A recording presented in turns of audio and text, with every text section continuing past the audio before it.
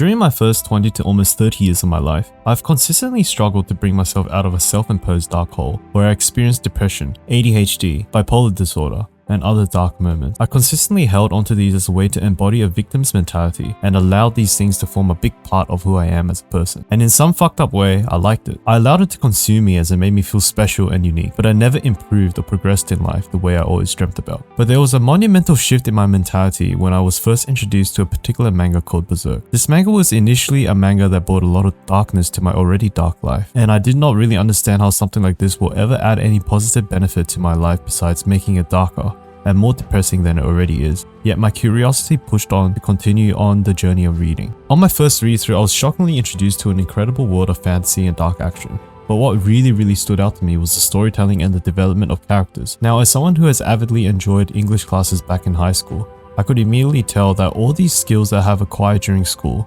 did not go to waste upon delving into the specific manga work, and yet even then, it was still extremely intense to me. Upon reaching a pinnacle arc of the series, I was admitted to hospital due to splintering headaches, and I could only really attribute the cause of it due to consistent hours of grinding out the chapters for hours on end. And now I know it's because I was being an idiot and not getting enough sleep. But back then, this low-key scared me. I thought the sheer dark content of the manga itself had manifested itself into a form of external physical pain, and I immediately stopped reading Berserk altogether. However, I did eventually manage to completely read Berserk from start to finish, and then again.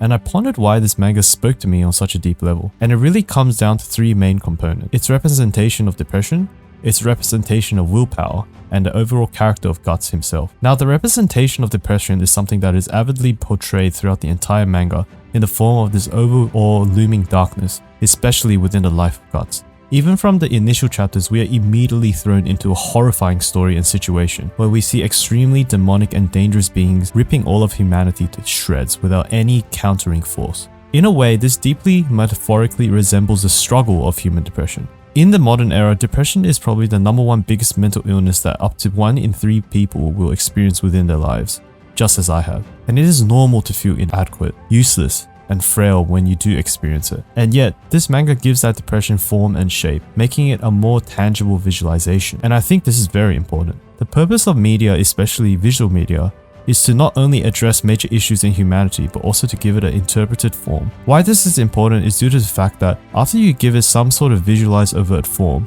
it allows us, the consumers, to then properly address the issue in our own personal spaces. With the exposure to Berserk, I was allowed to wholesomely visualize my depression as that vast darkness that is exuded within the story of Berserk. Something that seems to be an unstoppable force, only to have it constantly pushed back by the sheer resolve and fight of characters such as Guts. And this naturally allowed me to contain that depression within my own personal sphere, which only gave me the tools to take steps towards taking back control of my own life.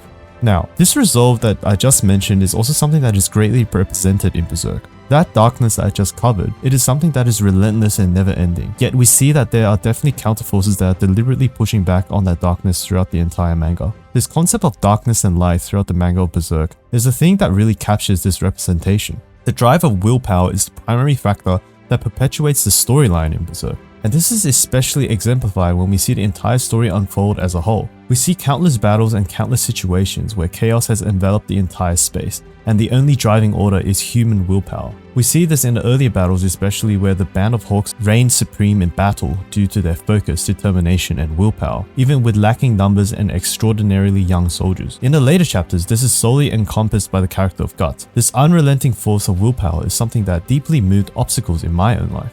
Not only did it allow me to really shift how I thought about all the unsurmountable struggles I faced, it also gave the permission to envision them as stronger enemies that are easily defeatable through bravery and the will to fight, even though this is the only very first step to a long battle. Now, the overall character of Guts is the singular most defining aspect that showed me how to make massive changes in my life, and may do so for the rest of it. Throughout the entirety of the manga, Guts has been an agent of chaos, depression, pain, and suffering to the reader, and this in itself is extremely underrated. He is a beacon of hope for all those who experience any form of suffering. Too often we, me included, feel terrible about our situations in life, feel terrible about what ailments we have, and how much pain exists within our lives. But Guts is a great reminder that even someone as fucked up as he is still fights the fight without hesitation, because he is a reminder that there will always be a fight to be fought, even if it means fighting for the very right to live and not commit suicide due to suffering. And another thing is, Guts throws away all those excuses. Guts throws away the permission to say, I suffer more than others, and no one will understand my suffering, as a means to give yourself the right to do anything to relieve that pain, such as self-harm, suicide, and other unspeakable acts. If you can suffer, you can learn from it. Suffering is merely a tool to life that is disguised as a negative event. It is something that has boundless energy that needs to be channeled into destroying our innermost demons and coming out victorious as a new being of light, only for it to repeat itself over and over again. It is the greatest rite of passage that we will ever experience. And if you think about all the times Guts has experienced great grueling battles, he always emerges as a stronger, more capable and reliable being, ready to fight on over and over again. And I do know that many may think that Guts is just a fictional character, this cannot be realistically implemented. That may be true to some extent, but what other options do you really have?